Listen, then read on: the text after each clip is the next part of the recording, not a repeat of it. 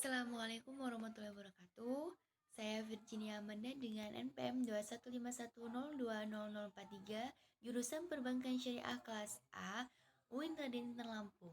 Nah, di sini saya akan mereview salah satu jurnal mengenai makharijul huruf yang berjudul Peningkatan Kemampuan Baca Al-Quran melalui Pengenalan Makharijul Huruf pada Anak menggunakan metode Sorogan. Nah, faktor-faktor yang mempengaruhi kemampuan dalam membaca Al-Quran yaitu tingkat intelijensi membaca. Intelijensi adalah kecakapan yang terdiri dari 3 jenis, yaitu kecakapan untuk menghadapi dan menyesuaikan ke dalam situasi dengan cepat dan efektif. Nah, faktor yang mempengaruhi kemampuan membaca Al-Quran salah satunya yaitu yang pertama kemampuan bahasa.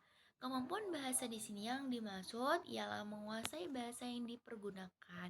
Jadi salah satu cara untuk kita menguasai Al-Quran yaitu kita tahu bahasa yang dipergunakan. Yang kedua, sikap dan minat. Jadi yang kedua yaitu sikap dan minat. Sikap biasanya ditunjukkan oleh rasa senang dan tidak senang. Sedangkan minat merupakan kecenderungan dan kegirahan yang tinggi atau keinginan yang besar terhadap sesuatu. Kemudian yang ketiga, kebiasaan membaca. Nah, kebiasaan membaca yang dimaksud di sini ialah apakah seorang tersebut mempunyai tradisi membaca atau tidak. Nah, jadi dalam jurnal ini fakta-fakta yang pengaruh membaca Al-Quran itu kebiasaan baca. Jadi seperti apa kebiasaan baca? Apakah mereka mempunyai tradisi atau kebiasaan dalam membaca Al-Quran sebagai kebutuhan? Nah, yang keempat, keadaan baca. Keadaan baca di sini tingkat kesulitan yang dikupas. Nah, aspek perwajaban dan atau desain halaman buku, besar kecilnya huruf dan jenisnya juga dapat mempengaruhi proses membaca. Kemudian yang kelima, pengetahuan tentang cara membaca. Nah, seseorang akan kesulitan dalam menangkap isi bacaan jika tidak memiliki pengetahuan tentang membaca. Nah, itu sebagai faktor ketika kita membaca salah satu Al-Quran, yaitu pengetahuan tentang cara membaca. Akan lebih mudah apabila kita mengetahui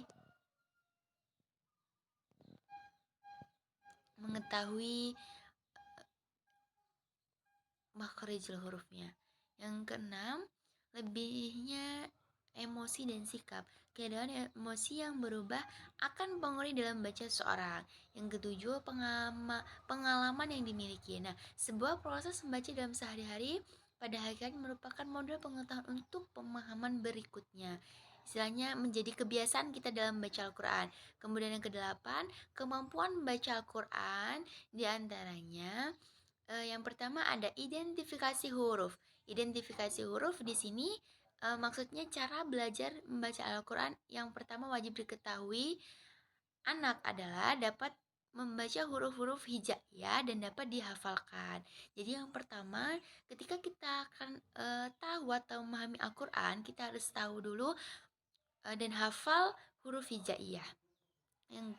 Yang B, makharijul huruf. Makharijul huruf membaca Al-Quran sebaiknya kita atau anak terlebih dahulu mampu membedakan bunyi huruf hijaiyah yang hampir sama.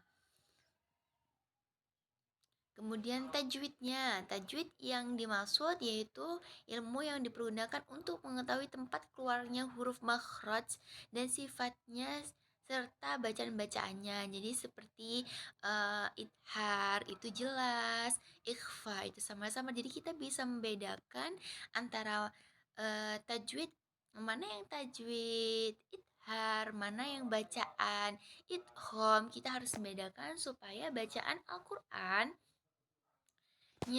bagus dan benar sesuai dengan makharijul huruf. Mungkin sekian penjelasan dari saya tentang review jurnal mengenai makharijul huruf. Apabila ada kesalahan saya minta maaf. Sekian dari saya akhiri, wallahu muwaffiq, ila aqwamit thoriq. Wassalamualaikum warahmatullahi wabarakatuh.